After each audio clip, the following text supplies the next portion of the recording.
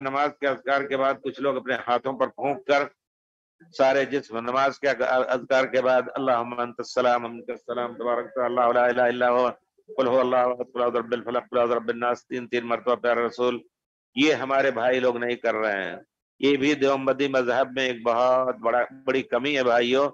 اب ہم دیکھتے ہیں، کل ہمارے عربی ساتھی جانتے ہیں، کل ہم عربی لڑکے بیٹھے ہوئے تھے، نماز سلام پھیرا جیسے ہی مغرب کی، تو 8-10 آدمی کھڑے ہوئے۔ گن لو کتنے حنفی یہاں ہیں مجلس، اس مربع میں کتنے حنفی لوگ ہیں۔ وہ ترکی اور ہندوستانی، عام طور پہ پاکستانی، یہی لوگ تھے۔ 8-10 کھڑے ہو کر کے جیسے معلوم ہوتا ہے کہ سلام پھیرا ہے امام نے، ایسا معلوم ہوتا ہے انگارے پر ہیں، اٹھ کھڑے ہوتے ہیں۔ نہیں، پھر رسول صلی اللہ علیہ وسلم کے بعد سب سے پہلے تو یہ سنت چھوڑی جا چکی ہے اپنے یہاں۔ اہل حدیثوں میں بھی کمی ہے اس کی، ہمارے ائمہ کرتے ہیں، دیکھیے خاص طور پر مدینے کے پیارے رسول صلی اللہ علیہ وسلم جب سلام پھیرتے تھے تو آپ زوردار اللہ اکبر استغفر اللہ استغفر اللہ استغفر اللہ، اس کے بعد 10 مرتبہ لا الہ الا اللہ وحدہ لا شریک لہ۔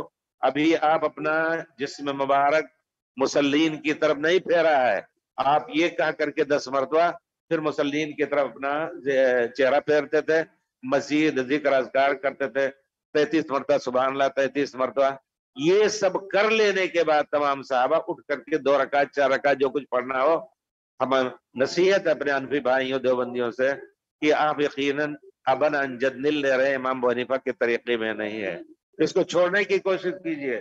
سنت رسول کو ایک ایک کر کے ڈھونڈنے کی، پیارے رسول نے تاکید کی، صلو صلاۃ پڑھو کما جس طرح رأیتمونی دیکھ رہے ہو مجھے اصلی میں پڑھ رہا ہوں، مجھے جس طرح صلاۃ پڑھتے دیکھ رہے ہو اس طرح میں۔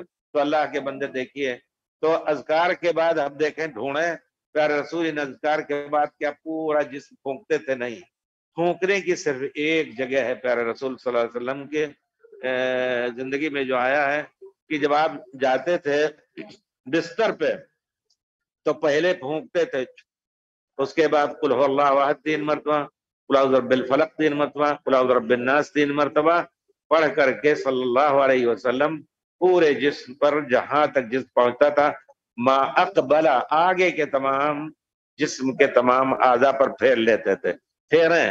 اور اس کے بعد پھر پیارے رسول صلی اللہ علیہ وسلم آیت الکرسی پڑھتے تھے، تسبیح پڑھتے تھے، جو نماز کے بعد آپ پڑھتے ہیں تینوں۔ حضرت عائشہ کو بتایا تھا تھکان دور کرنے کے لیے، آپ یقین کر لیے بہت ہی بڑا نسخہ، عظیم نسخہ ہے۔ حضرت فاطمہ کے بارے میں آپ نے سنا ہوگا کہ بیچاری، اور لوگ کہتے ہیں کہ عورتیں جو ہے وہ عورتوں کو مردوں کی خدمت ضروری نہیں ہے، وہ بیچاری پانی دور سے بھر کے لائی تھی، کپڑے بھی پٹ گئے تھے اور آٹا پیستی تھی، کپڑے ہاتھوں میں یہ آبلے پڑ گئے تھے، کانت جاءت پیارے رسول شکوہ کیا۔ اگر یہ کہتے پیارے رسول حضرت علی سے کہ دیکھو یہ ان کا کام نہیں ہے تم ان کی خادمہ لاؤ، نہیں، جس طرح شوہر ہے جس حد تک وہ خدمت کر سکتی ہیں وہ کریں۔ تو پیارے رسول آئے رات میں، اور یہ بھی دیکھیں بڑے پیارے انداز میں کہتے ہیں، حضرت گئے تو پیارے رسول نہیں تھے، حضرت عائشہ سے کہا دیا کہ میں اس مقصد سے آیا ہوں کہ پیارے رسول کے بعد غلام آئے ہیں، ہمیں کوئی خادمہ دے دے خدمت کرے۔ پیارے رسول صلی اللہ علیہ وسلم آئے، خادمہ وغیرہ نہیں دیا۔ عشاء کے بعد وہ لوگ دونوں ایک چادر میں اپنے ایک بستر پہ پڑے لپٹے ہوئے تھے، پیارے رسول نے کہا بیٹھو، آئے اور پیارے رسول ہم دونوں کے درمیان بیٹھ گئے۔ حضرت علی کہتے ہیں کہ حتی وجدت برد قدمی فی بطنی، ایسا تصور کیجئے کہ وہ چادر وغیرہ پہنتے تھے، پیٹ کھلا ہوا تھا، کہتے ہیں پیارے رسول کی پیر مبارک کی ٹھنڈک میرے پیٹ میں پہنچی۔ کہا کہ تم لوگوں نے خادمہ طلب کیا ہے، اس سے افضل نہ بتا دوں؟ 33 مرتبہ سبحان اللہ، 33 مرتبہ الحمدللہ، 33 مرتبہ اللہ اکبر کہو، 34 مرتبہ 34واں یا تو اللہ اکبر کہو یا لا الہ الا اللہ وحدہ لا شریک کر کے 100 پورا ہو جائے، یہ خادم سے بہتر ہے۔ تو حضرت فاطمہ حضرت علی یہی کہنے لگے۔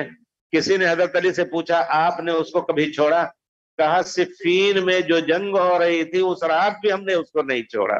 تو اس کو آپ پیارے رسول پڑھتے تھے بستر پر، پھر اس کے بعد آپ دعا پڑھتے تھے اللہم بسمک اموت واحیا، اللہم بسمک وضعت جنبی وبک ارفع، اللہم ان امسکت نفسی فرحمہ، اے اللہ تعالیٰ مجھے اس نیند ہی میں اگر جان لے لے تو اس پر رحم کرنا، رحمت کرنا۔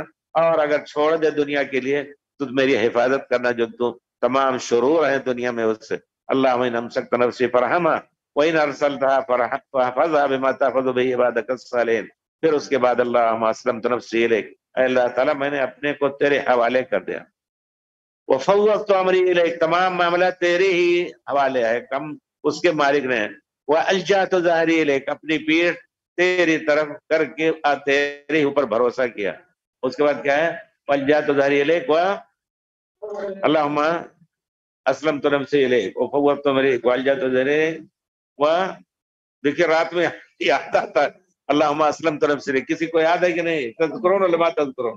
فوضت امری الیک وَأَلْجَأْتُ ظَهْرِي الیک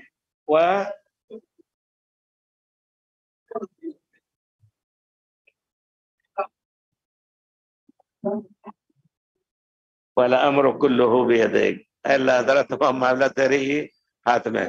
تو کہنے کا مطلب یہ پڑھ کے تو پھونکنے تھا، وہی 3 آیتیں مکرر 3 مرتبہ پڑھ 3 سورتیں پڑھ کے پیارے رسول پورے جسم میں پھونکتے تھے۔